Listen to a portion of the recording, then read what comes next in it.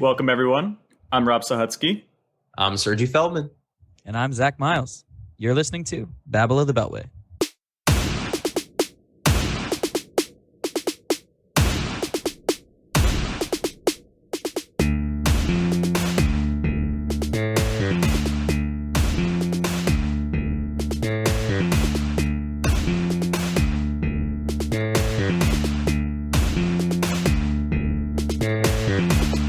Welcome back, everyone, to week 18 of Babble of the Beltway. The regular season is finally over, and we have plenty to talk to you about today. But first, as is custom, Sergi, how was your weekend? It was, Rob, it was bad. It was just bad. It was bad. I work starting off on the right foot, I see. I'm not an accountant, but I work in an accounting department, and right now they're closing the books on 2021, so it is just a busy time at work. I had to work Saturdays for the next couple weeks, and then I did nothing though. That was okay. After that, I ate a lot of food and played The Witcher 3 until it was way past my bedtime. So maybe some things were salvaged after that horrible Saturday. Zach, what about you? Well, while you were eating hot pot, I was eating hot pockets. So it was a pretty boring weekend for me. I never said anything about hot pot, Zach. You're right. I didn't. Wow, guys. Imagine making our talking points dependent on the script and then not actually reading the script. Couldn't be me, dude. Couldn't be me. No, he wrote hot pot. He said I gorged myself on hot pot Saturday night in the script, and I'm still responding to this dumb stuff. Anyway, Zach, carry on. No, okay. All right. Just keep going. We're just gonna keep it. We're good. All right. Well, cool. Sergi ate hot pot, guys, just so you know, and I ate hot pockets. So that shows the difference in our weekend. That was the joke here. With all said and done, I did that, and then I got to hang out with my Norwegian cousin Thomas. And it was really nice. Honestly, it was cool. He's the last of the Norwegians to come visit us for a while. So unfortunately, I will have no more Norway in my life unless I choose to go over there. Pretty good weekend, though, mostly at least. How about you, Rob? Well, while Sergi was eating hot pot, I was running errands this weekend, just getting stuff done, getting the lists checked off. A lot of things just need to get done. But all that's done now, and I did get to watch football games, and somehow, some way, every game that I managed to tune into was insane. 3 games that I watched went to overtime, and I watched, I believe, 3 games. So that's kind of a wild weekend. And especially when you consider all 3 of these games had serious implications in the event of a tie. A little bit crazy. But we're going to talk about that in just 1 second, because I don't make the rules. But the rules are, we have to play a soundbite before we can talk about it. Here's our weekend recap. Weekend recap. 3, 2, 1. All right, that is the soundbite I was talking about. So we have 3 games that we're going to lead off with, talking about overtime games with crazy implications. Sergi, you seem like you would really enjoy talking about this one. Kick us off. All right, yeah, of course, Rob. I love talking about Ben Roethlisberger in the playoffs. That's where he belongs after this year's performance. Amazing. Unfortunately, the Steelers beat the Ravens 16-13 in overtime. Now, despite the Jacksonville Jaguars beating the Colts, which, Zach is getting a good heaping helping of I'm getting the helping of come up from Zach is enjoying himself because I was very, very brutal to the Jags on the podcast last week. So I apologize for that. They somehow managed to beat the Colts. If the Ravens and Steelers game had ended in a tie, so if Chris Boswell had missed that overtime field goal, the Colts would have actually gotten knocked back into the playoffs regardless. So I don't understand how playoff calculus works. It was crazy situations when the Ravens and Steelers would have eliminated each other. Unfortunately, Steelers won and locked the 7 seed. Honestly, the game itself was pretty much what you expect if you're an AFC North fan. It was a weather AFC North, Baltimore Ravens, Pittsburgh Steelers game. We have seen this year after year. It was hard-nosed football where 2 teams just hit each other in the face over and over again. Neither offense could really get anything going, hence a 16-3 score in overtime. The Ravens had the game late in OT. They were driving. Huntley hit Marquise Brown on a beautiful Beautiful pass up the right hash, and Minkah Fitzpatrick made an amazing play to save the game. Otherwise, we would have kicked a game-winning field goal. Unfortunately, our team playing players that they picked up randomly from a high school Denny's were not able to overcome a professional football team. Steelers advance as the 7 seed. Next up, Rob, what have you got for us for the 49ers and Rams?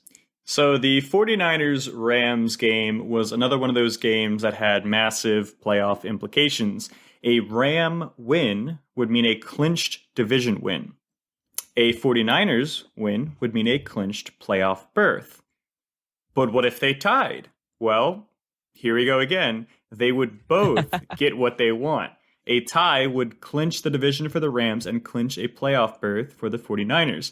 And of course, because it's the NFL, they go to overtime. And, of course, because it's the NFL, the 49ers could not score a touchdown on their first drive. And they burn a couple minutes, and they kick a field goal. So you might say, okay, so if I'm the Rams right now, what should I do? Should I just waste some time, kick a field goal, tie it, clinch the division? Nah, I'm Sean McVay. I don't do that. He tries to throw a long bomb to a wide receiver, and of course it's intercepted and the game is over. Now, we had talked about how Shanahan has basically owned McVay. He is 5-0 in the last 5 matchups. So McVay came prepared this time. McVay and the Rams went up 17-0 against the 49ers. And you know on this podcast, we're not big Jimmy G fans here. We are the free Trey Lance crowd. But absolutely, to so his is credit, everyone else. To his credit, Jimmy G led the 49ers down 17 and got the game to a basically tie to go into overtime. You got to give him credit for that. And despite the Rams playing what I would call a perfect first half, they still lost. And this is a crushing blow when you think about it, because you have to ask yourself, can the Rams beat the 49ers? You get spotted 17 points and you still lose. If they see the 49ers in the playoffs, I think they're gone. And I think that that's why McVay went for it and tried to have a huge play, get a touchdown, win the game instead of going for a field goal. I think that they were less interested in clinching the division and they were more interested in not playing the 49ers in the playoffs, which, hey, respect. If you can acknowledge someone that you can't beat, try to knock them out. And speaking of knocking people out that you don't want to see again in the playoffs, we have another game to talk about, Zach. We do. So definitely a game of the year candidate. The Raiders Chargers. And guys, when I tell you Twitter was so lit, like NFL Twitter was so fun, it was the best. So I actually only really got to catch the overtime aspect of the game, but like the game itself was incredible. And I was following along as it was going on. I just wasn't exactly watching it. At one point, the Raiders looked like they were definitively beating the Chargers. Like it was over. There wasn't really much of a chance. But as time expired, the Chargers tied up the game, forcing it to go to overtime, which last week, that's right, Sergi, you sparked a memory for me. Last week, we had talked about how, oh man, maybe if they just jokingly kneeled the football the entire game and died, they could both make the playoffs. And the Steelers wouldn't be in the playoffs. And the Steelers wouldn't be in the playoffs. Yeah, most importantly, if you ask me, because I'm also not a Big Ben fan. I hate that guy. But so when you kind of throw everything together and it goes into overtime, both teams make a field goal. And there's only 3 minutes left on the clock. We might have a tie. We get to like the 1 minute mark when finally the Chargers call this timeout. And it was arguably, for some people, it was the most ill-fated timeout of the year, right? And some people are saying, no, it's not. The thing is it gave the Raiders time. So I'm team anti-timeout. I wish that Brandon Staley hadn't called that timeout because I would have much rather seen the Chargers in the playoffs than the Raiders. But now the Raiders are like this team on a quest from God. You know what I mean? Like it's kind of crazy for me to think about like all of the turmoil that they've had to kind of deal with and kind of overcome just to get here to this point in the season. And now we get to the last minute, 1:02 is on the clock. The Chargers call that timeout. Twitter explodes. Why is he doing that? Why is he doing that? Me on my couch. Why is he doing that? That doesn't make any sense. The rest of the game goes on. people starting to say, like, holy cow, they've actually decided to do this. One person had a parlay. They had a parlay of the Jaguars beating the Colts and the Raiders Chargers tying.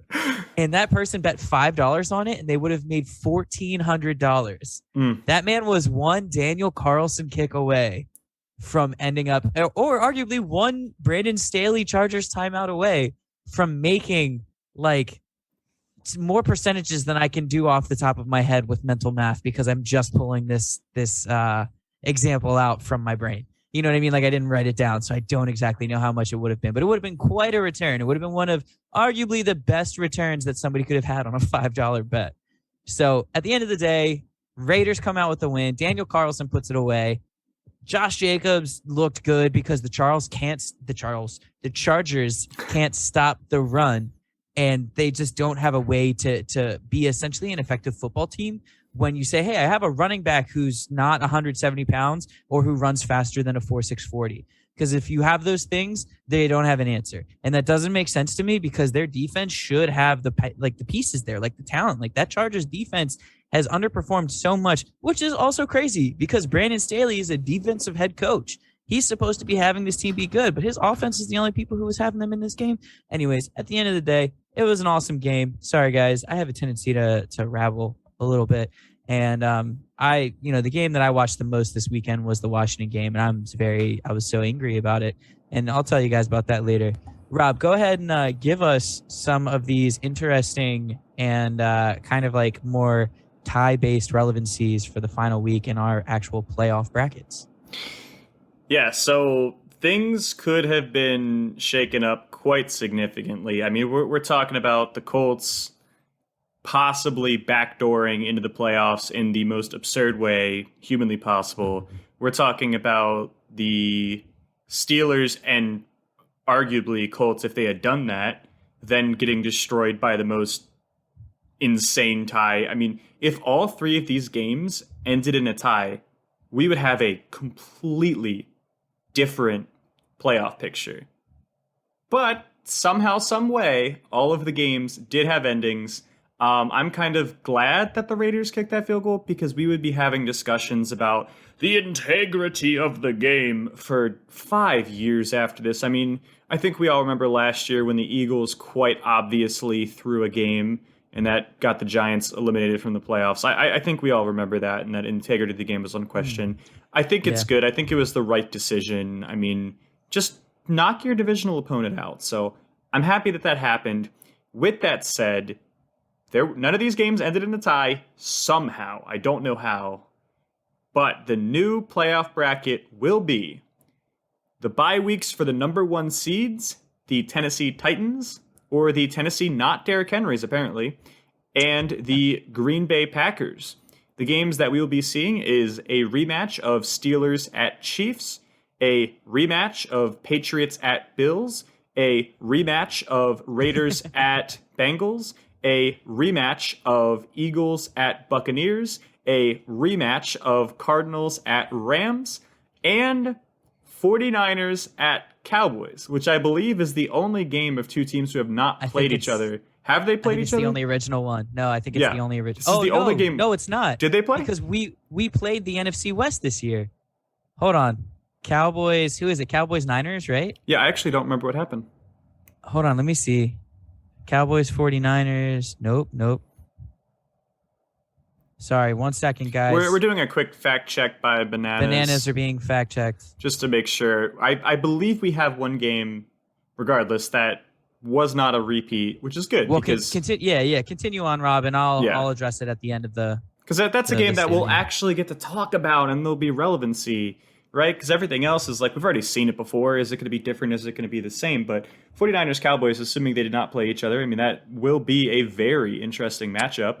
They didn't play. They did not play. So we have a fresh matchup. Everything else, all those other games, we've seen it. We've seen the Titans take a bye week. We've seen the Packers take a bye week. We've seen all these other matchups. So we are going to discuss those games much more in depth later on in the future is now. That was a very weird sentence, later on in the future is now, but you get what I'm saying. So let's finish talking about the games of this past week. Because if there is one thing that I love about Week 18, it is that the bads show up. Because it is their last game of the season. They know it's the last game of the season. And they're going to make an impact. Are you calling the ankle biters, the Detroit Lions, a bad team, sir? I'll have you know. I don't know that they are anymore, honestly. it just, being completely honest of what I've seen over the last couple of weeks, I don't know if they are. I've said this probably 1,000 times. There is nothing more dangerous than a bad team with nothing to lose on a week when they start playing well, because you have no tape on what's about to hit you. If you play the Chiefs, it's like, oh, okay, well, Tyreek Hill's going to have a huge game. Okay, well, Kelsey's going to have a huge game. Mahomes is going to run around and buy 15 seconds in the pockets. If the Jacksonville Jaguars destroy you, you have no tape on what's about to hit you. So let's just get right into it. Lions, Packers. Sergi, Zach, who wants to take this one? I'm going to go ahead. Oh, okay, Zach. Oh, no. No. After you, sir. I have had enough of your kindness. Go ahead. Oh, enough of my. Well, I mean, the Lions managed to win. One, Amon-Ra St. Brown, podcast darling Amon-Ra St. Brown, once again was absolutely phenomenal. He is a young Keenan Allen. You heard it here first after you've heard it everywhere else. But look, the Lions beat the Packers 37-30. But the most important part was we saw a glimpse again of a post Aaron Rodgers Green Bay Packers. And it's scary. And let me tell you, it's scary. It's very scary in the opposite way. It does not look good. Jordan Love does not look very good at football. He has not been very good at football when he has stepped on the field.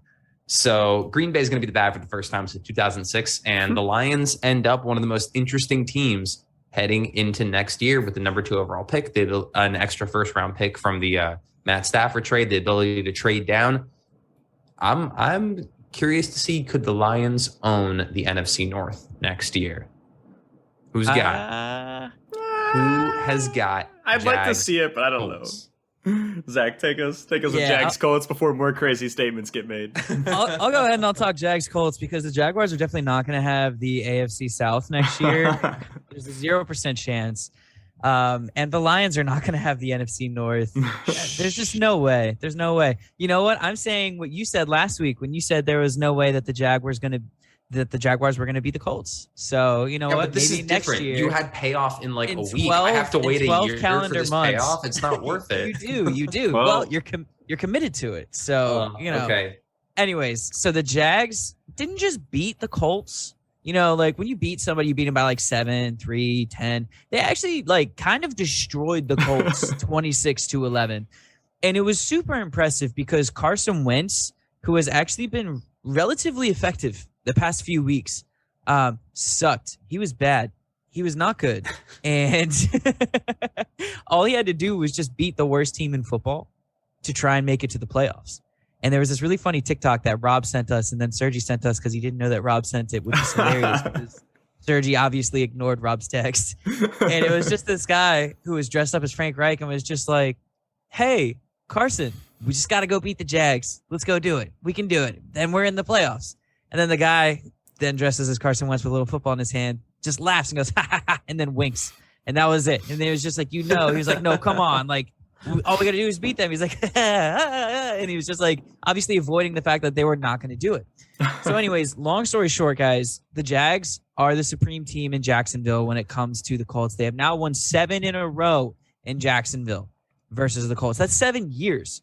That's 7 really awful years of Jaguars fandom that is redeemed ever so slightly when they have moments like this where they get to knock out the Colts from the playoffs. Trevor Lawrence was awesome. He had his first good, not awesome. All right, I'm not going to say that. He had his first good game of the year. He had 71% completion percentage, over 200 yards, 2 touchdowns, no turnover-worthy plays, and then 2 big-time throws. You know, he was an awesome player who had one really incredible play. There was a botched high snap. He got it. He was going backwards. He was going off his back foot, tossed it, touchdown. It was beautiful. Honestly, guys, I didn't get to watch it. Sergi wrote it, though. But somebody did write this. I'm actually gonna read this real quick. Somebody wrote this really cool thing. It says, Zach was the only one who fought for this. He is king of the podcast, guys. Who wrote that? Which one of you two wrote that? I appreciate it. Thank you so much for putting that in the script. So that looks like Sergi. It looks like Sergi. Okay, look, Sergi, anyone thank can you. change the color on a Word document. I think it was you, Sergi. It was your I colors. did nothing of the sort. All right, boys, It's we're it's giving away proprietary information at this point. Let's not say what we use for our script, all right? We call that color Russian red. Rob, It go is ahead. not Google Docs, I promise. Okay, so Zach may not be comfortable saying that Trevor Lawrence played well. I'm gonna say it. He had an amazing game. No, he played well. He wasn't amazing though. That's all I'm saying. He had 71% completion, 2 touchdowns, no turnover-worthy plays, 2 big-time throws. I'm gonna say he played amazing. That's how I feel. Taylor Heineke has put up numbers like that. It's not impressive at all. So that's all I'm going to say. We could agree to disagree, but Yes, Seahawks upset the Cardinals 38-30. A game with, again, significant playoff implications because, as we revealed earlier, the Rams yet again lost to the 49ers. If the Cardinals win this game, they jump from the 5 seed up to, I believe, the 3 seed. That's pretty significant, but considering that the Cardinals play atrociously bad at home and they play significantly better on the road, this may be a blessing in disguise. Regardless, the Cardinals start off this game and within like 10 to 20 seconds already have a touchdown. And I'm just thinking to myself, well, here we go. But the game did not really continue in that direction. And that was primarily because of one man who we've talked about a lot in recent weeks and who we will probably continue to talk about in, well, not the upcoming weeks, obviously, but in the offseason. And that is Mr. Rashad Penny. In the 5 games that ended this year, he has had 671 yards and 6 touchdowns. The most rushing yards in the last 5 weeks was not Jonathan Taylor. That was Rashad Penny. In fact, Rashad Penny, after contact, had more yards than Jonathan Taylor had in the last 5 weeks, which I find funny because for those of you that have seen the other meme where Jonathan Taylor, after contact, is the number 2 rushing leader after Jonathan Taylor on the season. So to say that Rashad Penny has outplayed Jonathan Taylor in the last 5 games is absurd because Jonathan Taylor is an absolute beast. A true monster who will be watching the playoffs from home next week, which is a massive disappointment. I just got really sad even saying that. But, Zach, take the next one for us, the Dolphins and the Patriots, and whether or not you want to talk about the aftermath of that or you want to talk about that later, you can decide. Yeah, absolutely. So we'll talk about the aftermath a little bit later. You know, we've got something lined up for you guys that's a little bit different than what we normally do later in the show. But the Dolphins swept the Patriots on the season. I actually did get to catch a little bit of this game. It was 33-24. The Dolphins, they were just like, they were all over Mac Jones. Mac Jones could not, he was under pressure pretty much the entire game. The Dolphins had actually had a pretty sizable lead to start the game. They were up like 27 to, I want to say it was like 27 to 10 at one point. And the Patriots did come back. You know, it's a Bill Belichick team. They're not going to quit. But when the Dolphins won the game, despite the fact that they're not going to the playoffs, they won the game and they swept their division rival. The Padawan defeated the Master. But for some reason, Brian Flores got fired. And all we know is that it's, quote, a personality issue. Or relationships, actually, I think is the word. And that didn't make any sense to me. And it's kind of a stark reminder that the NFL has a long way to go considering Joe Judge still has a job. So I'm here for it. Go ahead. I have to let you know that Joe Judge actually does not have a job anymore. Whoa, when did that happen? Live podcast update. Wow. Well, I mean, Did it it's been happen like during the podcast? it's been like 45 minutes. But yeah, Joe Judge does not have a job anymore. He was fired. Okay, well, the NFL still waited too long to do We'll that. address all of that later. Don't worry. Yeah, for sure. But anyways, the Dolphins Check played by a heck, bananas. the Dolphins played a heck of a game. Tua Tagovailoa did not play super well. I mean, he did enough to get the job done, but you know, he doesn't look like the same guy that he was in college, and it's taken me all this year to really finally admit it. But he just hasn't looked the same since that hip injury. Anyways, I'm not going to get sad about Tua or the Dolphins because actually, fun fact, in case you two didn't know, I was a Dolphins fan growing up. I was a Dolphins fan because I was an Orchard Grove Dolphin, and my mom's last name was Marinelli, which is very similar to Dan Marino. And they had a linebacker named Zach Thomas, and my middle name's Tyler. So although there's not really any direct connections checks out. Okay. all of that logically made sense in my head. I was like, it's all close enough. Like most of my life, it's like just close enough. Dude, for 5-year-old logic, that's pretty good. Yeah, for sure. I mean, I was like 3 when I started to figure it out. Even better, not gonna lie. Even better. Because I had a Dolphins jersey, I had a Merino jersey when I was like 3, and I wore it my whole life. Ladies and gentlemen, we have just had a peek into the machinations of Zach Miles' brain, and it was beautiful. All right. Well, and this is why I deserve to be a loser of a fan with the Washington football team, because I have logic like that. Rob, go ahead and talk to us, or Serge, whoever, one of you guys, tell me about the Titans. Serge, you tell us. Oh, of course. The Titans barely scraped by the Houston Texans. 1 second, we do not have the score here, but I will have it in just a moment for us. I believe it was the Titans 28 to 25. Yep. Though it was scraping by the skin of their teeth, because Davis Mills, and of all people, if I was like, oh, Davis Mills and Brandon Cooks mounted a comeback, Davis Mills and Nico Collins somehow started playing, Brevin Jordan. No, it was Davis Mills and Danny Amendola. They mounted a comeback in the third and fourth quarter to bring the game within 3. However, the Titans did manage to pull it away. This is a team that nobody wants to play right now, guys. They have a week to get healthy and rest up, and then they get King Henry back. Julio Jones is coming back. A.J. Brown is back. I am interested to see what the Titans are going to do in the playoffs. Also, since we did not have them on here, honorable mention to 2 more games. Actually, you know what? I'm just going to pass it off here. Rob, tell me about Chiefs Broncos. Yeah, Chiefs Broncos was a wild one. That was one of the Saturday games. Let's put it this way. The game was 28-24 Chiefs, which already you might be saying that's a little bit closer than it probably should be. And then you need to add in the fact that the Chiefs had a defensive touchdown off of a fumble. So really, the Broncos kind of look like they outplayed the Chiefs. And this is interesting because we had talked about how at the beginning of the year, the Chiefs looked pretty abysmal and we were worried about them. But then we had talked about how over the last 5 or 6 weeks, the Chiefs locked in, their defense looked elite, they look like a fantastic team. And then we have a game like this, where it feels like they barely beat Drew Lock and the Broncos. I've lost a little bit of comfort level to this team. I mean, last week they lost to the Bengals, which I understand. The Bengals have a high-powered offense, and their defense couldn't stop anything last week.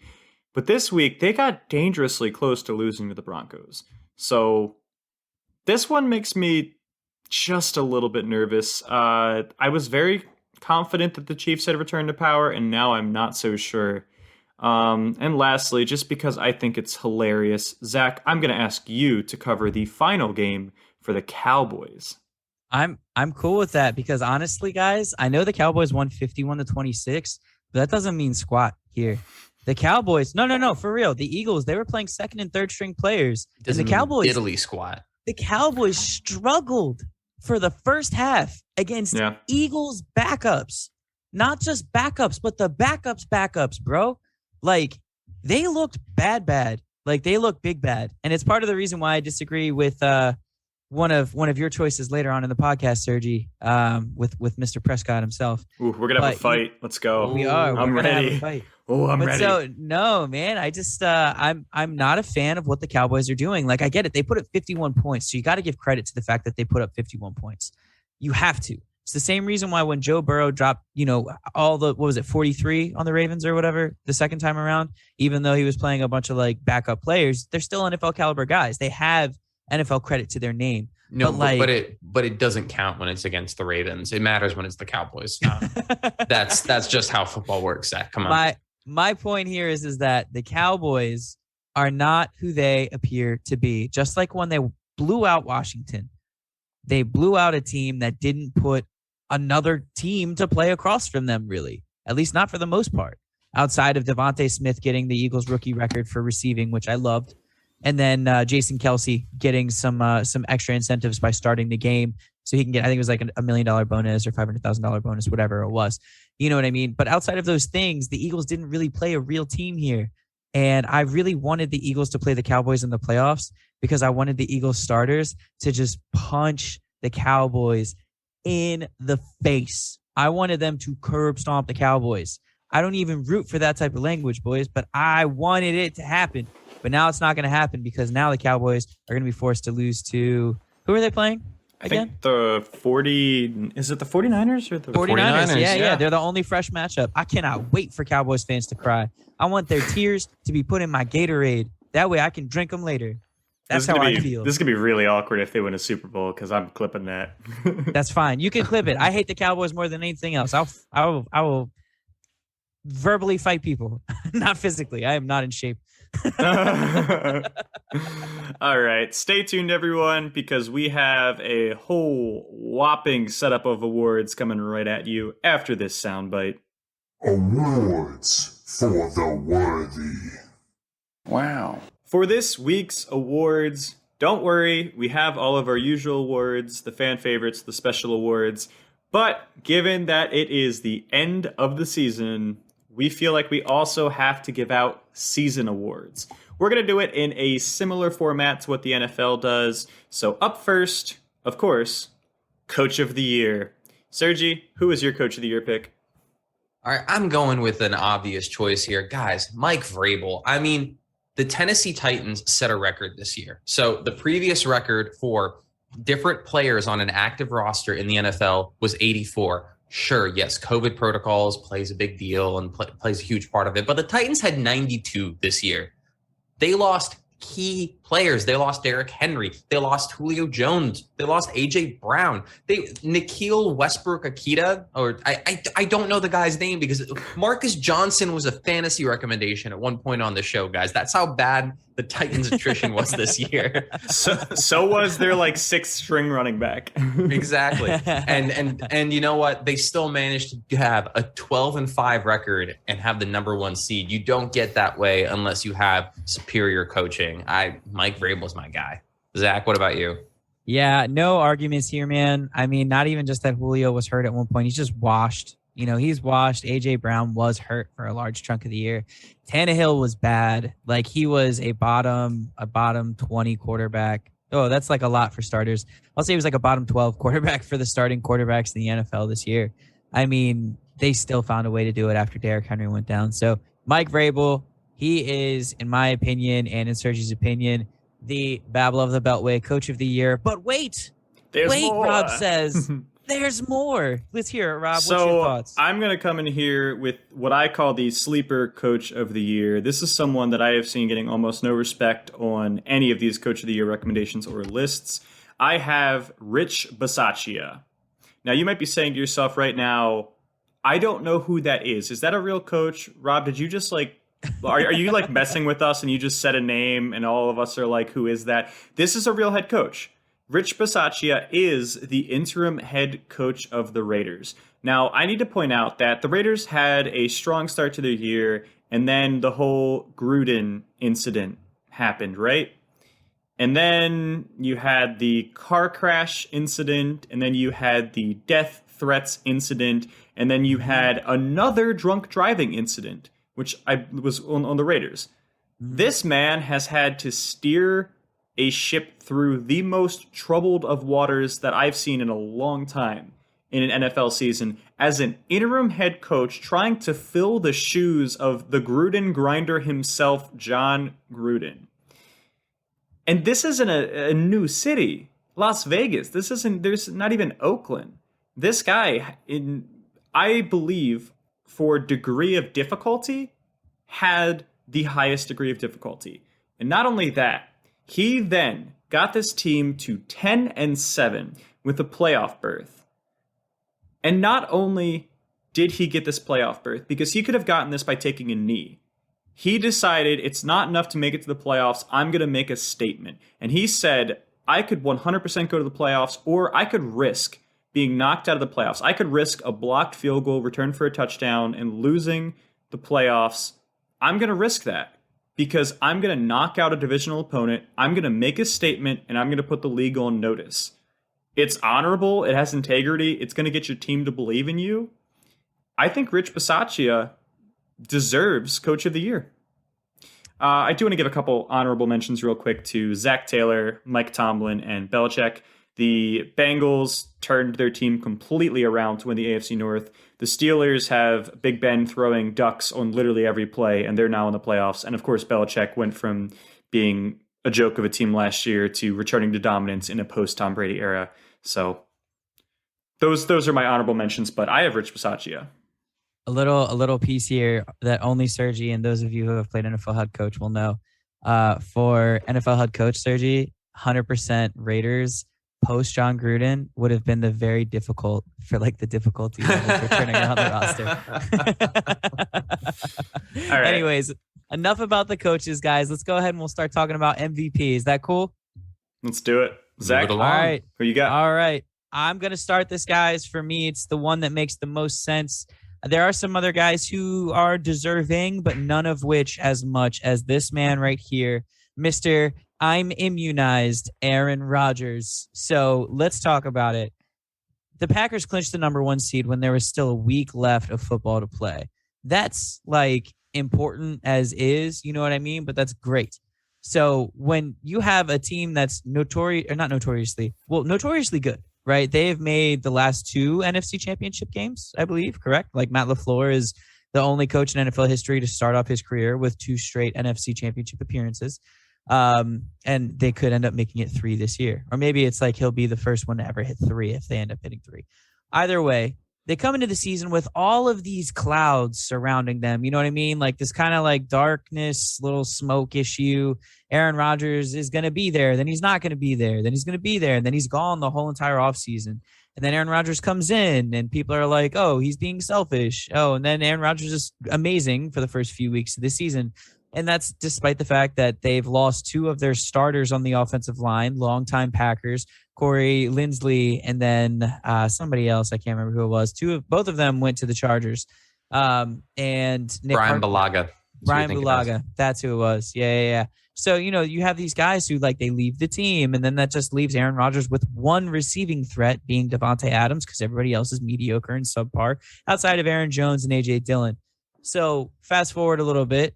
Aaron Rodgers gets COVID. Turns out he's not vaccinated. Everybody hates him because he said he was immunized. He goes on Joe Rogan. Then he starts talking about how like he's sorry for what he did, but he hates cancel woke coach or whatever it was. So he wasn't really that sorry. And then he shows everybody his toe, says I had COVID toe, even though he broke his toe. And then a Chicago-based writer was just like, oh yeah, his COVID affected his toe, which also doesn't logically make any sense, but the person said it. And I was like, why would you do that? It was obviously a joke. Anyways, all these things were going against the Packers, and Aaron Rodgers still put up a historically good season. He was one of the best. He was the best to do it this year. MVP is a quarterback award, no matter who it is. That is the truth anymore, unfortunately, for better or for worse. And Aaron Rodgers was the best quarterback in the NFL by every single standard this season. Rob, what are your thoughts? So I think a lot of other players make strong cases. I think Jonathan Taylor makes a strong case. There are a couple other, I don't want to spoil, but a couple other players who I think make strong cases. The problem is that Aaron Rodgers is just such a league above all of these other players at the moment. And I think the game when I realized this is when the Packers played the then undefeated Cardinals, who were 7-0, who were playing really hot at that part of the year. And he went in without his top 3 wide receivers, and he made Randall Cobb look like Randy Moss. And when I watched that game, I said to myself, Aaron Rodgers would have to have a horrifically bad season after this point to convince me that he is not the MVP. And I honestly, I can't think of a bad game that he's had. He's just been really good. So he's mine as well. Sergi? All right. When we're talking about MVP, we're talking about most valuable player who can do the most, who can bring the most to the team. I think Aaron Rodgers, yeah. Okay. Hold on here. Let's hold your horses. Aaron Rodgers played phenomenal this year. I'm going to give him credit where credit is due. But at the same time, the Packers are a great organization, have a historically good track record of winning. Yes, that's part Rodgers. That's also the team culture. People expected Aaron Rodgers to be in the playoffs this year. People expect them to be in the NFC Championship, and people expect them to be in the Super Bowl. This was a possibility for this team at the start of the year. That's why my MVP, and I hate that I'm going to say this, is Joe Burrow. I can't believe I'm saying this, but guys, the Bengals were projected to be the seller of the AFC North this year, and they came out and won the division, and they're in the playoffs. Joe Burrow finished the year with 2 games where he totaled almost 1,000 yards and 10 touchdowns. Like, the guy played out of his mind down the stretch, also coming off an ACL injury. I can't, like, I'm going to give credit where it's due to a guy like a Tom Brady or a guy like an Aaron Rodgers, but it was Joe Burrow that was the number 1 rated PFF quarterback this year. He was the most efficient guy in the league. And the thing is, his ceiling is so high. It's crazy. And I hate playing in the same division as him. I think that Aaron Rodgers and Tom Brady and these other MVP candidates, they were expected to do well. They were expected to come in and win. This is a guy that came in, and I know Rob mentioned Zach Taylor as a Coach of the Year candidate. I'm going to say that he overcame Zach Taylor. That's a thing of adversity, because I don't think that Zach Taylor is a great coach, and he managed to drag his team to the playoffs. He turned around a franchise which has been the butt of jokes for several years in the NFL. So my MVP is Joe Burrow, because Aaron Rodgers and Tom Brady are great winners, but I haven't seen them turn something around like this in a little bit. But when you're expected to be great, that means that the standards are already there and they exist for a reason. And Aaron Rodgers did turn around that team over a decade ago. And just has kept it great through coaches, through other GM changes and everything. Yeah, but I'm the analytics guy, and PFF says that Joe Burrow was the highest graded passer. So there we go. All right, whatever. Sergi, go ahead. Start us with the offensive player of the year. All right. We've actually, can I spoil it for everyone real quick? Is it okay? Yeah, I'm just going to do it anyways. We have a unanimous consensus here. I think this is one of the only unanimous consensus for awards. Offensive player of the year, we're going to give it to Trent Williams. Everyone's going to want to say, you got your Deebo Samuel, you got your Jonathan Taylor, you got whatever. Trent Williams had the highest graded season in PFF history this year.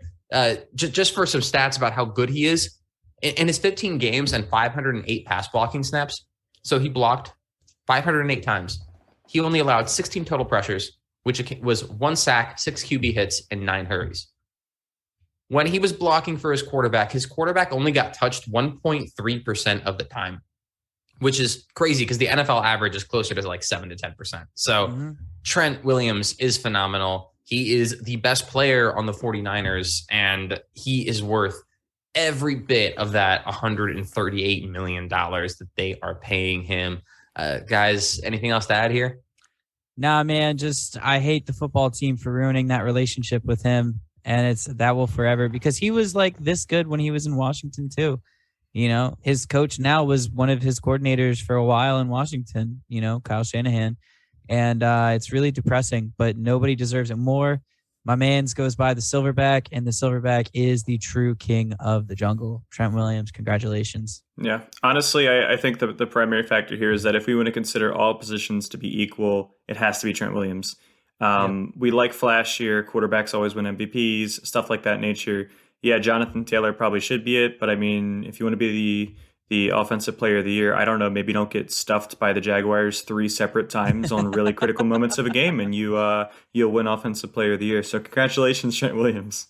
Who could he be talking about? All right, next up, we have defensive player of the year, and I'll take it off. Look, guys, I just said Joe Burrow was my MVP. You cannot expect me to say that TJ Watt is defensive player of the year. My heart cannot handle that, all right? So my defensive player of the year is Aaron Donald. Now, I know that TJ Watt had his 22 and a half sacks in 14 games. Oh, my gosh. It was good, okay? I'll admit it. It was good. That's elite, bro. That's elite. And I know that Aaron Donald only had 12.5 sacks, but TJ Watt simply does not have to get the same attention as Aaron Donald. He's rushing off the edge. He's going against AFC North right tackles. 6 times a year. AFC North right tackles, not very good this year. I know. I've watched them plenty. And then also, just for an idea, Aaron Donald gets doubled, almost 3 times the rate that TJ Watt does. And while getting doubled, he still wins about 5% more of his pass rushes than TJ Watt does. So despite the fact that Aaron Donald is double teamed the most in the league, he has the second highest pass rush win rate in the league. That's insane. Aaron Donald right now is the best defensive player in the NFL. Also, we talked about this earlier in the year and we all agreed interior pressure is superior to exterior pressure because it forces turnovers. I'm going to stand by that. Aaron Donald had 61 hurries versus TJ Watt only had 25. Team interior pressure. Guys, who do you have?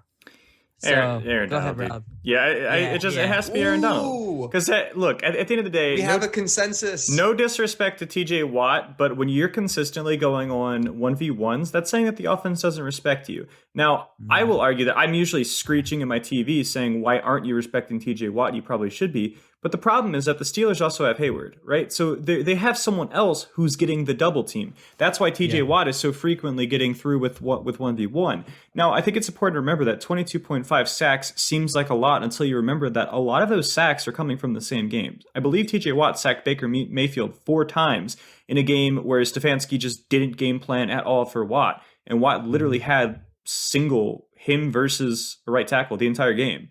It's like, of course, you're going to get sacks in that way.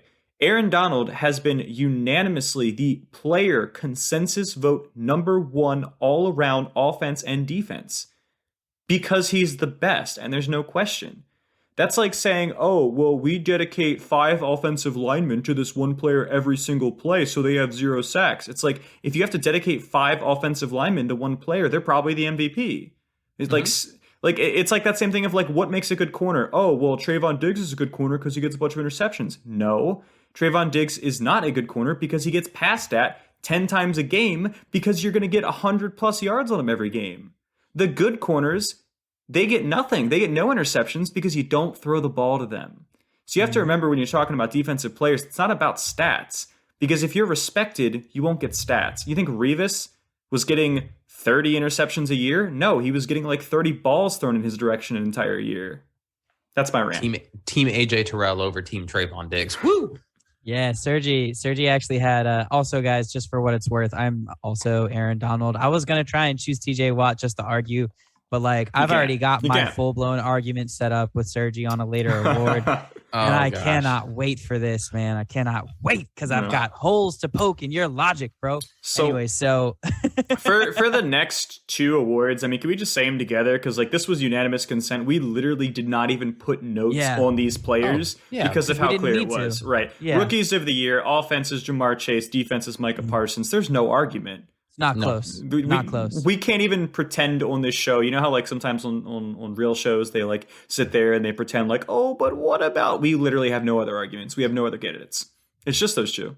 But Jalen Waddle broke the rookie reception record, guys. He only averaged like 9 yards a catch. But was it even that high? I thought it was like 7. Your rookies are Jamar Chase and Micah Parsons. We're not even going to bother. We've discussed them so much on this podcast. You already know. Yep. But moving on, I think it was. Yeah, I think this is Zach's. Zach, tell us about the next award. This is the fight coming up. This is comeback the fight. Player of the year. Apparently, I have a fight coming up. Well, hold on. All right. I have Dak Prescott as my comeback player of the year. Now, Zach wants to fight me because Zach has someone else, but to spoil Zach's thing, I already put that person as MVP. So, and that's where my fight starts to really go. But you know what? Dak Prescott broke his ankle last year. He was carted off the field crying, and this year in like week 4. In like week 4. In this year, he came back with 4,400 yards, 37 TDs, 10 interceptions, and took his team to the playoffs. I'm not a Dak Prescott fan, but he came back and he delivered what his team needed. But do you know why Dak Prescott? No. I don't even want to let you finish. Moving on to Zach. Actually, Zach, we're losing connection. He's muted, right, Rob? All right, what is your argument? Go ahead. Okay. So first of all, just because you win MVP does not mean that you're not eligible also for comeback player of the year. Because you can win multiple awards. It's just very rare. Lawrence Taylor won Defensive Rookie of the Year and Defensive Player of the Year when he was a rookie. It is a possible thing. So what you're telling me is a guy who got injured in week 4 or week 5 is more deserving of an award that you gave.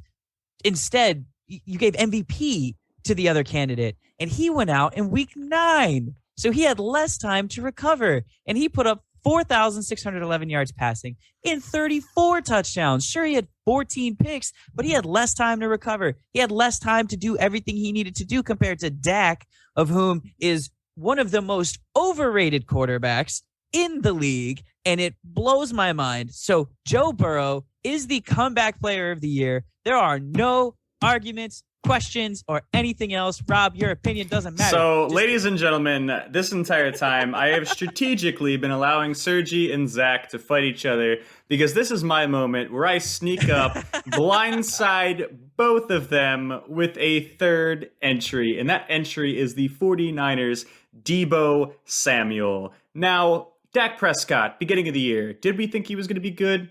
We did. Joe Burrow, at the beginning of the year, did we think he was going to be good? We did. Deebo Samuel.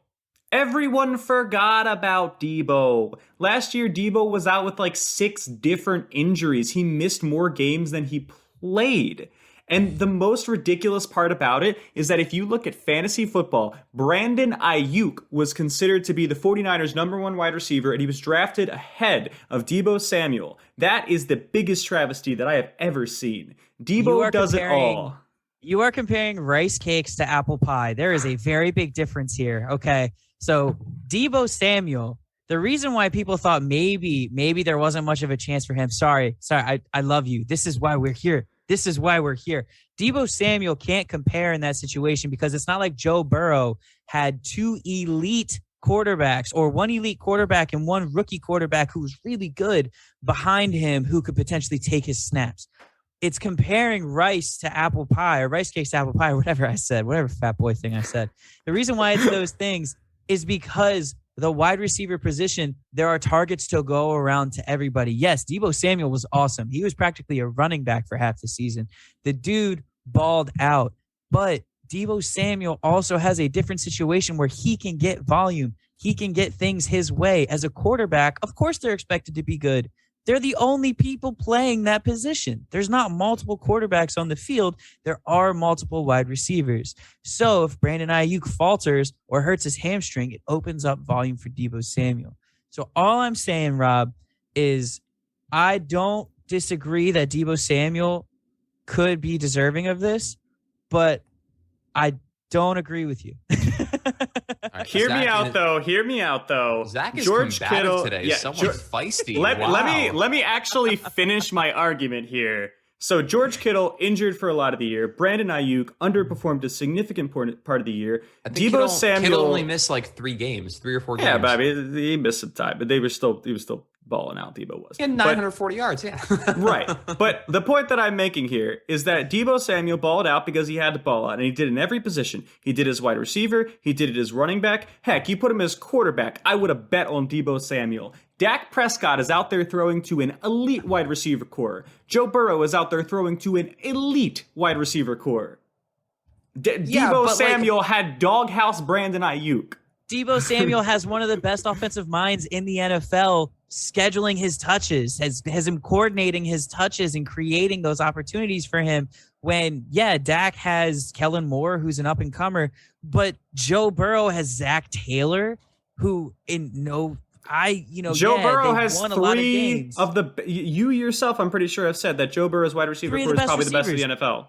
Absolutely, 100%. Also, I don't disagree with that. If you have a terrible coach, it doesn't help. I would like to point out that we are arguing rice cakes to whatever the heck other thing it was, because we are arguing wide receivers versus quarterbacks. There's really no reason to and then we're throwing coaches into this right? too. Because this is the reason that quarterbacks always win MVP.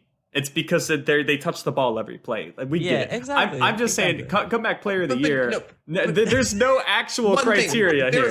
There is. I feel like you have to suffer like season-ending injury, and like Dak Prescott broke his ankle, and it was a nasty break. Joe Burrow tore his ACL. Deebo Samuel just had like a bad hamstring all year. He had 6 injuries or something. Yeah, it was like 6 bad. Yeah, he had like a Jones fracture, then like a hamstring, and then like a calf or a groin. 2 grade 2 hamstrings and a groin. Debo Samuel was like collecting the Infinity Stones of injuries last year. Yeah, but I don't know. I feel like when you're just like when your season ends because you have a bunch of soft tissue injuries, it's different than like ripping apart your knee or breaking your ankle in half. Tissue issues ruined Julio Jones's career. Okay. They actually, he's probably going to the Hall of Fame. So I don't know if it ruined his career, but it ruined ended his career. Top level production, like potential. Yeah, absolutely. All right. Anyway, that was a 10-minute debate for comeback player of the year. Like the only position you shouldn't have a debate on. That's the only award you should not debate. I do have an honorable mention, though. I do have an honorable mention for comeback player of the year. He didn't have any good production, but this is truly impressive. Guys, in week 18 of the NFL season, Cam Akers had 8 touches against the 49ers. Cam Akers tore his Achilles in July of this year. In 6 months, he recovered from a torn Achilles and played in an NFL game. What's crazy is that for NFL players that suffer Achilles ruptures, 26% never return. They never play another snap in the NFL. And players who do return take an average of 9 months to be able to play. That's crazy. Cam Akers is just built different. Yeah, he is. I won't disagree with you there. We should probably move on to the other awards. We have taken a very large amount of time discussing these. I'm glad we did. That was some fiery debate. It's the end of the standard. It's the end of the regular season. We got to discuss. That was some quality memeing in those arguments, boys. I'm very proud of everyone. All right, Rob. Rob, I think you got a soundbite for us, right? Probably. Earth, wind, and fire. All right, boys, it's time for Earth, Wind, and Fire. Earth, best rushing attack. Wind, best passing attack. And Fire, best defensive effort. Zach, go ahead. Earth, we have once again Mr. Rashad Penny, one of my favorite running backs to end the year. Hopefully you guys picked him up for your fantasy football championships a couple weeks ago. We've already said that a bunch of times. The dude's a baller. He's finally healthy. Most of his yards seem to come after contact. 23 carries for 190 yards and a touchdown, 8.3 yards per game. And once again, he broke off a huge run of 62 yards and still averaged a healthy 6 yards a carry. Go ahead, lead us off with Wind, Rob. For Wind, we are going Dak Prescott. He went 21 for 27, only 295 yards, but 5 passing touchdowns, 0 interceptions, 151.8 rating. Got so far ahead that Cooper Rush was the quarterback for much of the fourth quarter. Cedric Wilson was his top receiver. Do you remember a couple weeks back when we had said that the Cowboys' 5th best wide receiver was better than Marquise Brown? Pepperidge Farm remembers. Sergi, who is our Fire? It's crazy. The Eagles got so far ahead, they had Gardner Minshew in the whole game. And our Fire award goes to the Jacksonville Jaguars. They're winning this award 2 times this year, which is, I can't believe I'm saying this, but I only think they have like 3 wins, so maybe it makes sense. 6 sacks, an interception, a fumble recovery, and shutting down the red-hot Indianapolis Colts and eliminating them from the playoffs. After giving up 50 points to the Patriots, that held the points to just 11. The Colts to just 11 points. They stuffed Jonathan Taylor on a 4th and goal on the 1. They stuffed him on a 4th and 2, stuffed him on a 3rd and 1, and they got a sack on Carson Wentz on 3rd and 3. Clutch. And they unfortunately let the Steelers into the playoffs. I'll go ahead. I'll get us started off with the regular fun awards that all of you guys seem to enjoy as well. First up, we have the For the Boys award, and that goes to Tom Brady to refusing to leave the game until Rob Gronkowski got his $500,000 receiving incentive. All right, up next we have the would be a real shame if some trash team came in and ruined your playoff chances award, and this goes to the Jacksonville Jaguars for being a trash team who came in and ruined your playoff chances. Rest in peace, the Colts. Sergi? All right, next up, we have the in hindsight, maybe I shouldn't have said that award, which goes to Joey Bosa for making comments about Derek Carr before the Raiders and the Chargers played this week, saying that Carr just shuts down under pressure. He should have thought about that before he let the Raiders put up 35 points on his defense. Zach? Next up, we have the King Ankle Biter Award, and this goes to Dan Campbell himself. The Lions easily, well, maybe not easily, but definitely could have been 10-7 in this year and been talking about going to the playoffs. That's crazy. You got to let that sink in. if they had been clutch to win those earlier games, and then, some of those games where they only lost by a touchdown or a field goal or whatever it may be, that team would be the 7th seed this year. They've shown some serious moxie, and they look like they really could be a decent team moving forward. They play as much as they can for Dan Campbell, and I can't wait to see what they do moving forward as well and what guys they bring in. Rob. All right, I have a quick extra award before I give us the final award. This award I call the Fighting at a Charity Event Award, and this goes to Babel of the Beltway for taking the only award where we should not have had debate, Comeback Player of the Year, and having a vicious, fiery debate on what is supposed to be an uplifting award. So congratulations, Babel of the Beltway, for fighting at a charity event. And finally, the last... next week when we debate the Walter Payton Award. And the final award of the regular season is the Turn Lemons into Lemonade Award. And this goes to Trevor Lawrence for recovering a horrifically botched snap, throwing off balance with a defender in his face, and having his receiver make a gorgeous toe tap catch in the back of the end zone against tight coverage. Any other game involving the Jaguars, this would somehow be a pick six or a fumble six or a safety back 98 yards in the other direction, but not this game. It was a touchdown. So congratulations to Trevor Lawrence and the Jacksonville Jaguars. Ravens Update. For this week's Ravens Update, not a whole lot to talk about. We basically had made predictions a couple weeks back, and shockingly, those predictions came true for once. That is a Babel of the Beltway first. We should have made a word for that. We forgot.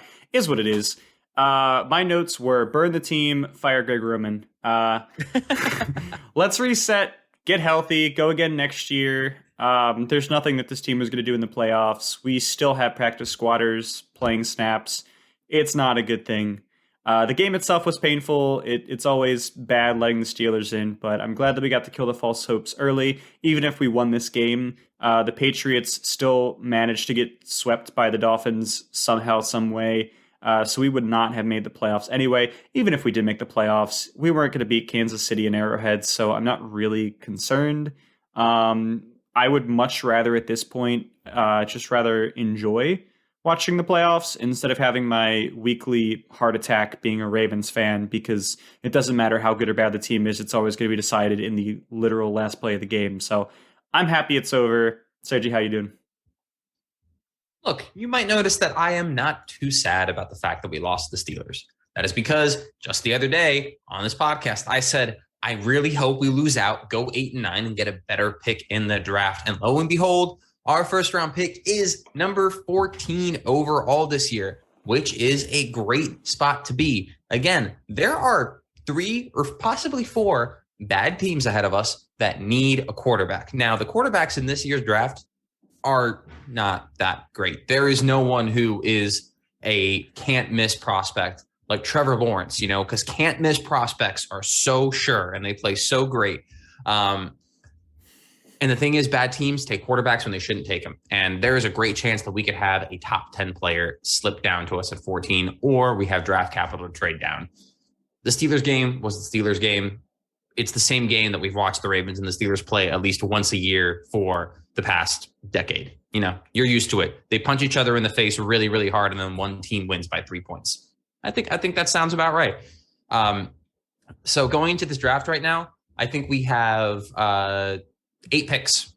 Best part about that, 7 of those picks are in the first 4 rounds, and we haven't even gotten to the compensatory picks yet. So we could have even more picks going to this draft. We have the number 14, the 45. It hasn't been determined yet, but we also have a third. What exact pick? But 1/3, 3/4, and a 6th round pick. I like what we traditionally do in the middle rounds with drafting talent. I think we'll be able to fill in this team that proved to us that you need depth. When I thought we had depth, we did not have it this year. Get more young players on our roster, and we will see what happens. Again, yes, fire Greg Roman. I do not want him on my team anymore. I do not want to see receivers schemed up in the same spot on the field when there's 3 of them at different levels and they're all 5 yards apart. Also, fun fact, I think we've actually finished the year with the 32nd ranked pass defense in the NFL. So 8-9, looking forward to next year. Looking forward to getting healthy. Hopefully, we also fire our entire strength and conditioning staff because there is something going on, or at least change the water supply to our Owings Mills facilities. All right. Next up, Zach, give us the Washington football team. Washington football team, I guess. Update. What's up, y'all? Welcome to the Washington football team update for the team that I hate more than anything in the world. It's my least favorite thing ever.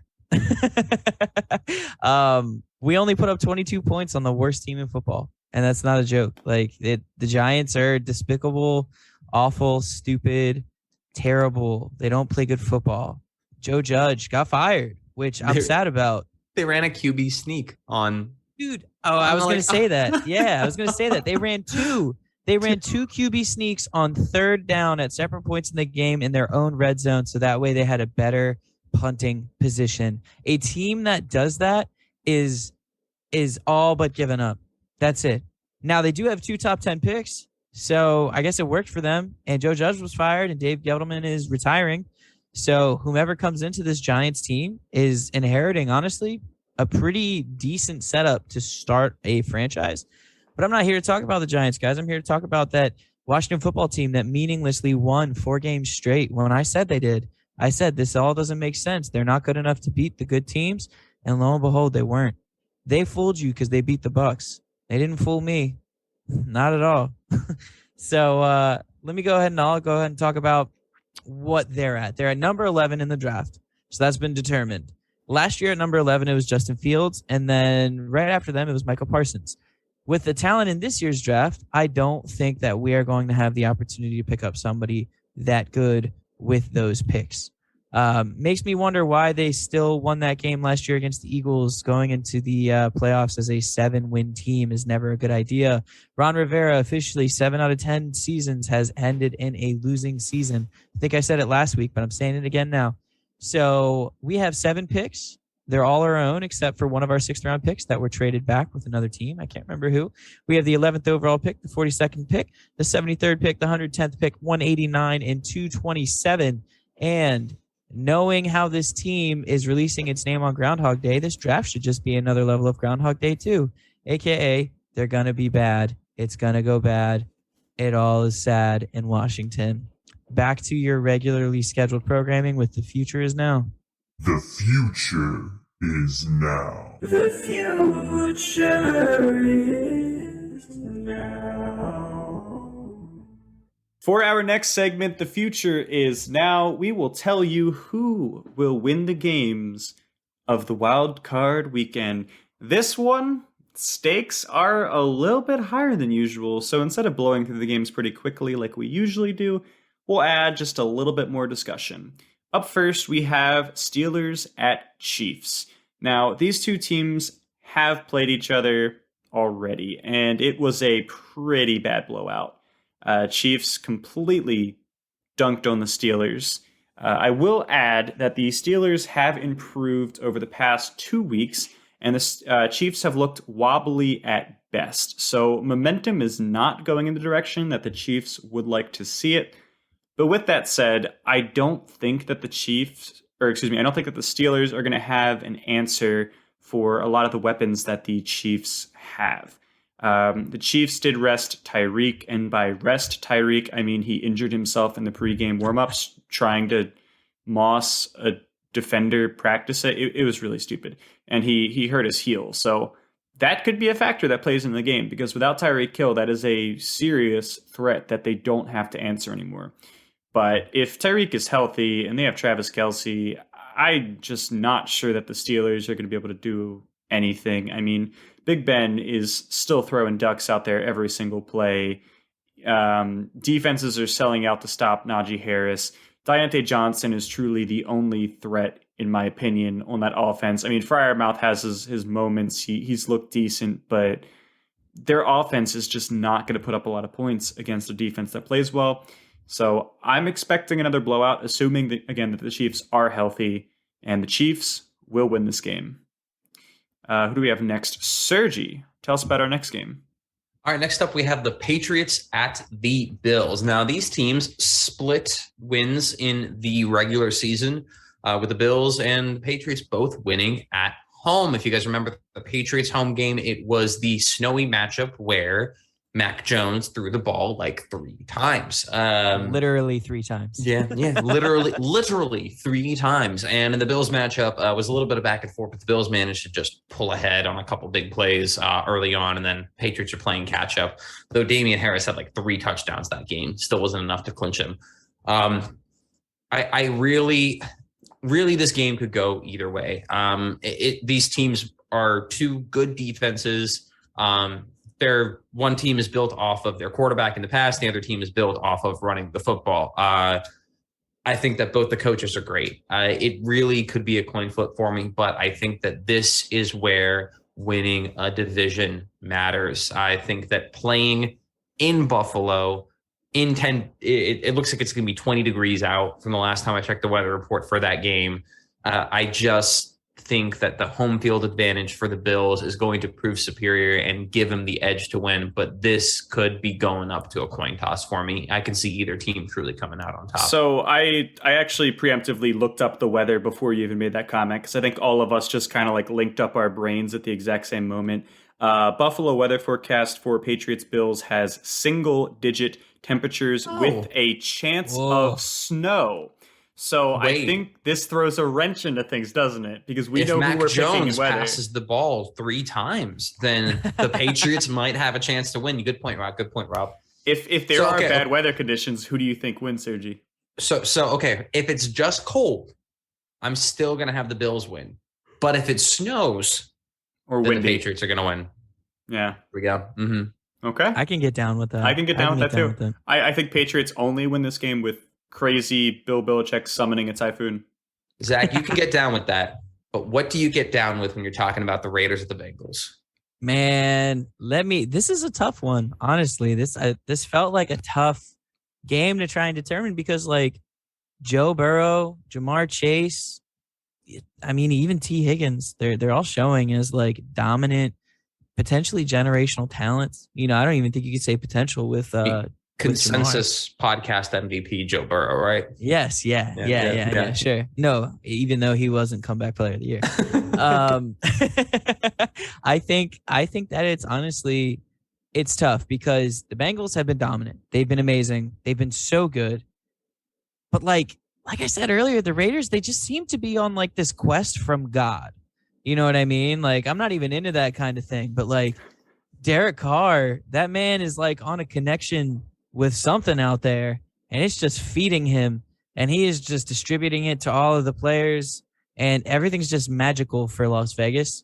But I do think the magic runs out this weekend. I will be taking the Bengals. The Raiders are on the road in Cincinnati, and not that Cincinnati is such a big home field advantage, because let's be real, it's Ohio. But like at the end of the day, I still think that Cincinnati has to ball out at home. It's their first playoff game in years, and they are ready to dominate and win a game. Fun fact, nobody has ever sent a text message about the Bengals winning a playoff game. Their last playoff win was in 1991. Mm-hmm.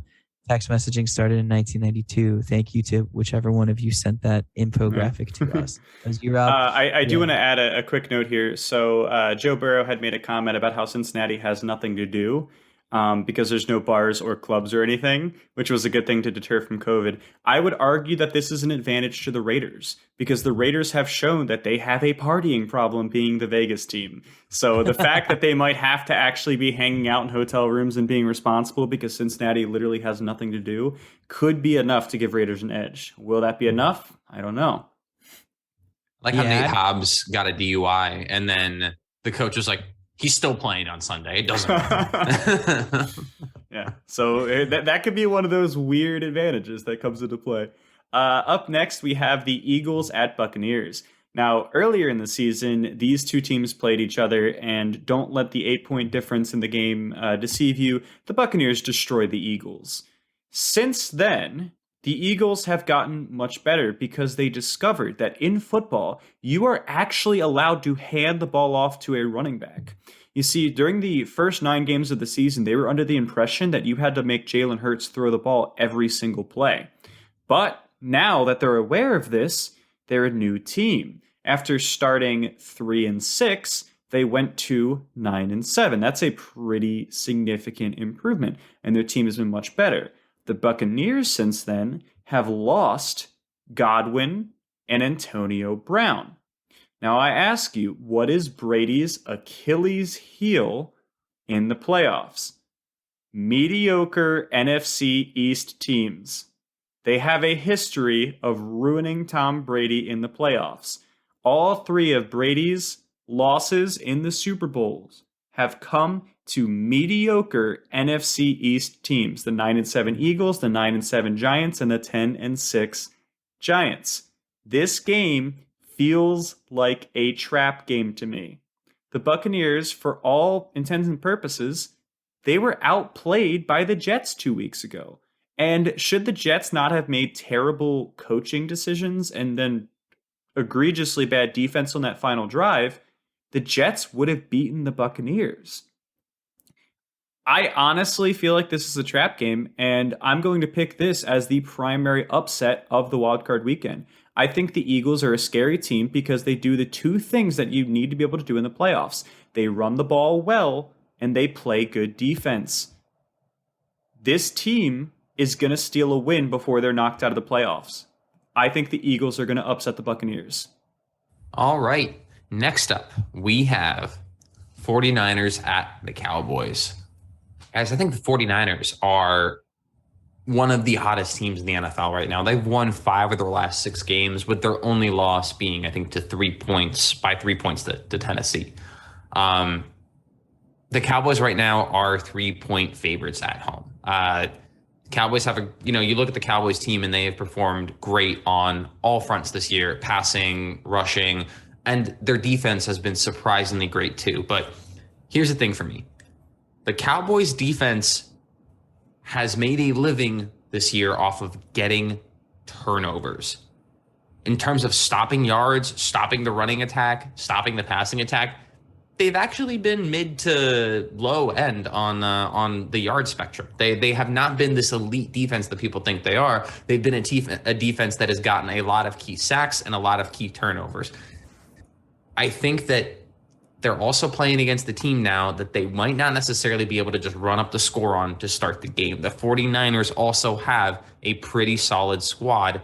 Their front seven's great, and their secondary is, I'd say it's at least a middle tier secondary. The Cowboys are 3-point favorites right now, but I think that Kyle Shanahan is going to outcoach Mike McCarthy in this game. I don't think the Cowboys are going to be able to stop the run. I think the 49ers are, 1, just going to run the ball down the Cowboys' throats, and 2, I think the 49ers are going to do everything that they can to limit turnovers this game. I don't know.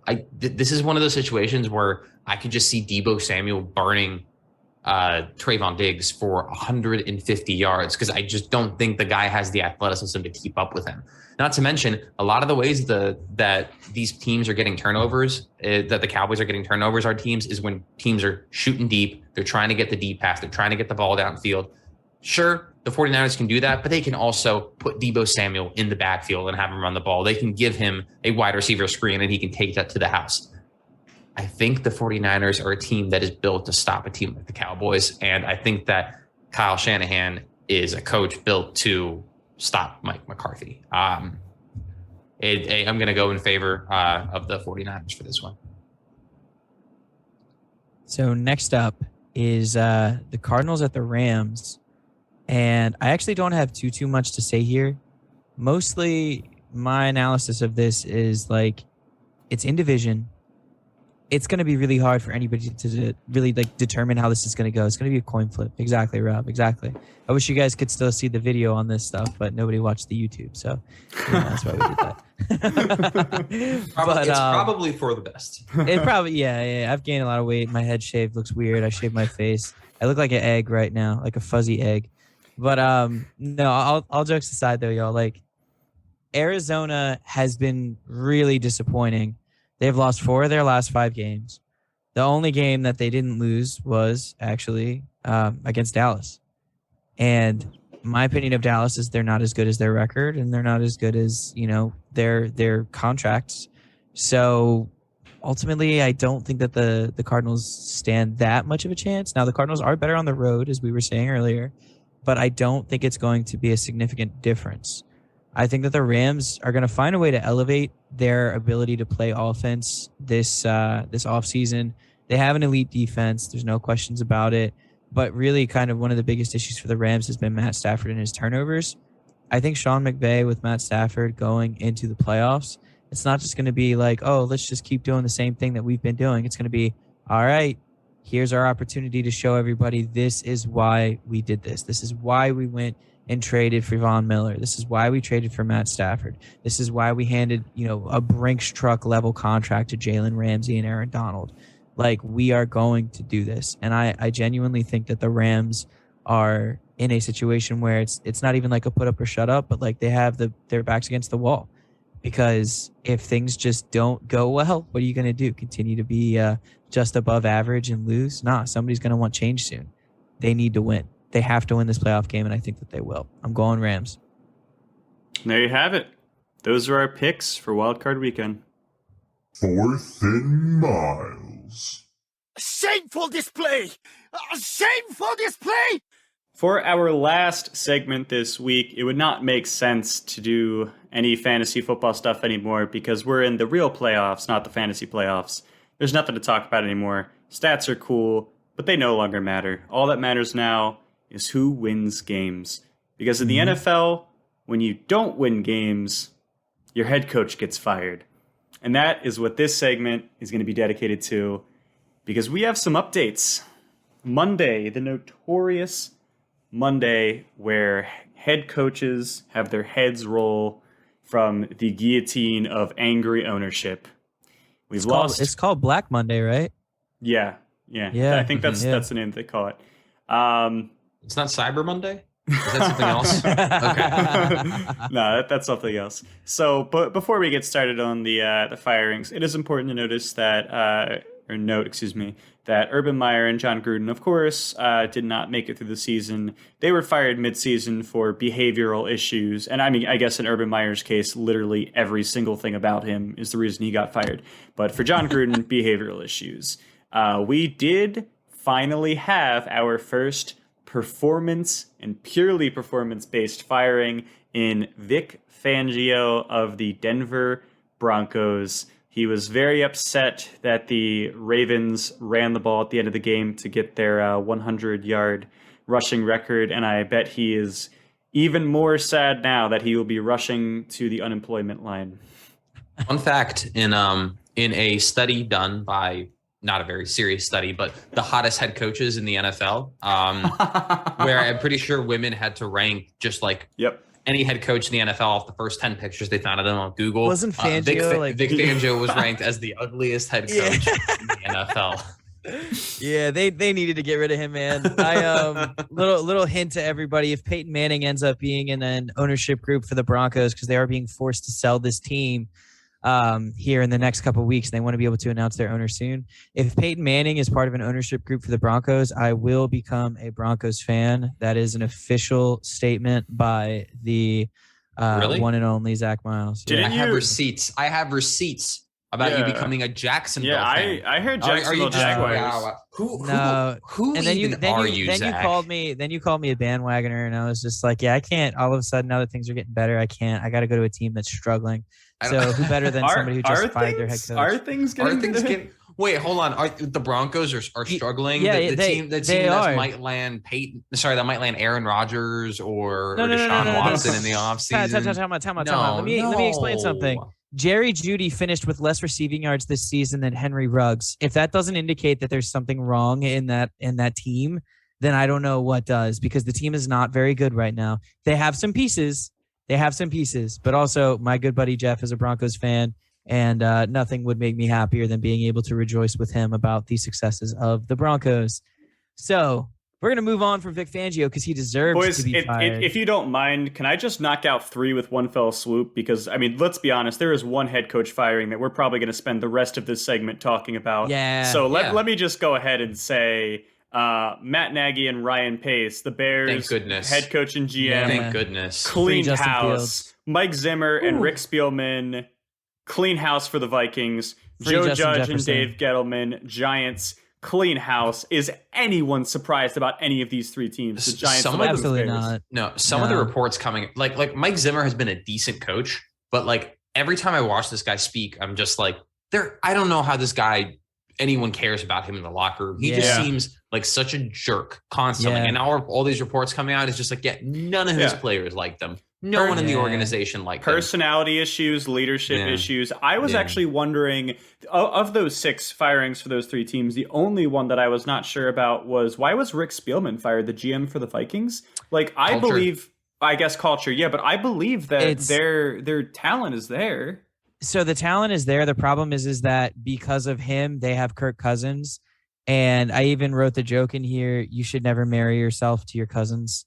So at the end of the day, I think it has to do with the fact that they haven't won enough games since he's been there. So between Teddy Bridgewater and being there, and then Kirk Cousins, and then all these other in-between guys, it was like you've had 8 years to find a quarterback. You still haven't found a quarterback. You still haven't been able to get us over the hump. We get it. You also have your head coach, but we are going to give a new GM and a new head coach an opportunity to thrive together. Because usually GMs and head coaches are like package deals. So most of the reason, that's the reason you'll see like these guys getting cut, unless it's like the Jets where they'll fire one or the other. I don't want to start another debate, but all I'm saying is if they had kept Case Keenum and not signed Kirk Cousins, maybe they win a Super Bowl. You never know. Maybe it could happen. It could happen. But then they traded Stephon Diggs like as well, and they got Justin. But they got Justin. This is why I'm confused why the general manager got fired, because I actually think he's made some good decisions. I know that you hate Kirk Cousins, but I think Kirk Cousins has been good. Well, here's what I'm going to say about Justin Jefferson. Justin Jefferson, they were laughing that Justin Jefferson was available. To them. It's less them that's being gold great falling and into more, your lap. and more Howie Roseman just being very bad at his job. That's inheriting dad's wealth. Like, you didn't do anything to deserve that. You know what I mean? Sometimes in the NFL, being good is just not being as bad as the person before you. Yeah, but that's not justification to keep a job. Fair. But I think we all can understand those 6 people getting fired. Yeah. It is what it is. Let's talk about the meat and the potatoes, the true 4th and Miles recipient, because I think this was a horrifically bad firing. Stupid. The Miami Dolphins, after starting off 1-7, then went 7-1, and then, of course, won their last game. They went 8-1 over their last 9 games, and head coach Brian Flores has been fired. I'll let you guys talk, because I just am speechless to the point where I don't even know how to follow that up. Stephen Ross is a horrible owner. Like, that's really all that you can say about it. You're talking about the guy. We're questioning the judgment of the guy that hired Adam Gase. Like, fair. I mean, honestly, the real question, we should be asking is the Jets, who hired Adam Gase after he was in Miami, but that's a whole other story. Yeah, but that's a different story. Yeah, I don't understand why you fired Brian Flores. I mean, they're saying it was what, personality issues, something. I just legitimately think this comes down to Stephen Ross is behind Tua Tagovailoa. Brian Flores has never been. No, I think it's the opposite. It's the opposite. Brian Flores. Everything that's. Are you sure? Because I saw reports saying that he wanted Justin Herbert over. I'm not Tua. in the room. I'm not in the room with these guys. But like, I also saw the same reports that the Dolphins wanted Justin Herbert over Tua, but Stephen Ross wanted Tua, not Brian Flores. That it was an ownership decision to draft Tua. That's what I just said. But fair, no, so but that was before. Before Deshaun Watson was available. Okay. And that's a previous thing. So now one of the most important things seems to be that Brian Flores doesn't want the potential, cancerous issues that come with bringing somebody like Deshaun Watson in. It's a media distraction. And yeah, he's talented, but like, he's not worth bringing in, is Brian Flores's kind of mindset, apparently. And the GM, what was it, Will Grier, Chris Grier? I can't remember his name. Definitely not Will Grier. That's a quarterback. But the GM for the Dolphins is very interested in bringing in Deshaun Watson. and Brian Flores wants nothing to do with it. And I saw this article on PFT that was really, really poignant. And it was just like these GMs and these non-coaching people can have as much time as they want with absentee owners, because Stephen Ross doesn't live in Miami. He doesn't go into the facility every day. He doesn't even go in once a week. Stephen Ross just shows up to games and then goes back to New York City and continues to work in New York City. So that means that the GM, the NFL player executives, they're all of their coaching, or not their coaching executives, but like their scouting personnel and like all of these people, they can call Stephen Ross and say like, bro, we really want Deshaun if he's cleared. And then you have the head coach, Brian Flores, who's like, look, I don't understand why these guys are saying this, but I only am here with you when you're watching the game. And obviously I can't talk to you when you're watching the game because I'm coaching the game. And Brian Flores, outside of going 5-11 his first year there, I mean, he's led them to 2 winning seasons. Yeah. It's their first 2 winning seasons in like a decade. And they got rid of Brian Flores due to personality issues, when at the end of the day, I really think it has to do with the fact that he doesn't want Deshaun, and his players loved him. Like Brian Flores' players really seem to like him. And players around the league are mad too. They don't get it. He comes from the Bill Belichick coaching tree that doesn't kiss people's butts. Go ahead, Rob. Sorry, I keep it. The personality issues were not with Brian Flores. It's the people who are in power over Brian Flores are the personality issues. The fact of the matter is, the people who were in the positions of power wanted Deshaun Watson, and Flores came out and said that he wanted men of character and class in his locker room. And that was how he addressed questions about Deshaun Watson. Now, when your GM and your owner are trying to go out and get Deshaun Watson, and you go to the media with, I want men of character and class in my locker room to respond to media questions, that is a direct conflict and attack with what your GM and your ownership are doing. So I think, yeah, he didn't want Tua, but he definitely did not want Deshaun Watson. And I can understand why ownership would have a problem with their head coach basically blatantly defying them in what I believe is the right thing to do. I think he stood up for what he believed was right, and I think he is right. But the fact of the matter is, the Dolphins aren't a terrible team by chance. They're a terrible team because terrible owners have terrible teams. I mean, there's something to be said when you fire your head coach, and then all of a sudden the guy you just fired becomes the best coaching option on the market. You probably shouldn't have fired that guy. Brian Flores, top candidate, in my opinion. Yeah. I mean, him, Doug Peterson, and Kellen Moore seem to be like the hottest coaches on the coaching carousel right now. Flores, I mean, he could land in Denver, he could land in Chicago, which would be interesting. I think Flores to Chicago would be my favorite option. Would make the most sense. And I think Doug Peterson to Denver. My buddy Jeff was texting me and my other buddy Brandon about this, man. Like, I think Doug Peterson to Denver, utilizing that talent, getting a quarterback, like, game over. But even Brian Flores, if he were to end up in Denver, that'd be awesome too, because they have a stout defense still. I mean, they have their holes here now after getting rid of Von Miller, losing Chris Harris 2 years ago. But like, at the end of the day, Brian Flores should not have lost that job. No. He should still be the head coach of the Dolphins. And it's only going to come back and bite the Dolphins in the butt. And I will not be shocked if a Brian Flores team at one point is the reason why the Dolphins don't make the playoffs. Well, Dolphins 5-12 next year. They won't even be in the conversation. Let's not. No, yeah.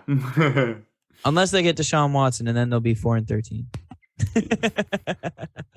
I can deal with it. Hey, Davis, I'm still not used to hearing these new scores from this year. Yeah, I know. Yeah, it's weird. 4-13. What? Yep. There was an extra game. By the way, it is worth pointing out that a Davis Mills ran Texan team got the same number of wins as a Deshaun Watson ran Texans team. It also should be noted that Davis Mills, if you take projecting out the last like 4 or 5 games of his year out to 16 games when he finally 17 games when he finally found his stride, it's like 4,300 yards, like 30 touchdowns. Don't fall for it. He played well. He played well. Guys, so did Drew Lock. At the end of his rookie season for those last 6 games. All right. I'm just saying. And you know me, I'm a Drew Lock stan here. I have Yeah, no and reason he to be, sucks, so it makes me think even more that your opinion is wrong on Davis Mills. I'm not winning All anything right. over Well, here. unfortunately, boys, we do not have time for another Walter Payton Man of the Year style debate right now. So, Zach, you know what time it is. I do know what time it is, guys. It is time to go ahead and say that we do have social media that you guys should follow. We have our Twitter and then we have our TikTok. And actually, Rob put something rather interesting on our TikTok this past week. It is an Antonio Brown versus. It's literally Bruce a versus. Arians, a No, rap it's a battle. versus. Yeah, it's a versus. So like versus is a TV show and it's like a rap battle based TV show. So it's the Bruce Arians Antonio Brown versus, both of which done by Rob. And honestly, it's a good chuckle. So check it out. We couldn't get AB. What kind of third-rate podcast are we? Come on. Honestly, Wow. the fact that we couldn't get AB is pretty disappointing because he himself is a rapper. Yeah. So The early reviews were, wow, I expected that to be so much worse. So you guys can expect a pretty good level of quality here, all right? Yo, I honestly, when I said that, I was just like, oh, that came out wrong. Like, Rob is not going to be happy with that. He's going to hold on to that forever. Oh no, I was completely on board with that comment. I was like, I get it. I do get it. Another critic wrote, "This is my 13th reason." So, all right. On that note, guys, we have social media. It's fun. Give us a rating on here if you want to. It's our last regular season week of the podcast. We can't wait. Playoffs? Rob wants to say something. Yeah, we can't wait to tell you about playoffs. But No, I wasn't. I was just trying to sign language that I was going to go second because you know how we always improv that ending and we usually mess it up. Oh, Yeah. I was trying to do some sign language so we didn't mess it up. Trying to again. reveal to our audience that we still don't know how to close the show. we know how to close the show. We go the direction of the Zoom. It's different for all of us. It's different. Oh, no. Every single time. Yeah. All right, guys. So on that note, follow the socials, give us the ratings. Thank you so much for taking your time and listening to us. I'm Zach Miles. I'm Rob Sahutsky. I'm Sergi Feldman, and thank you for listening to Babble of the Beltway.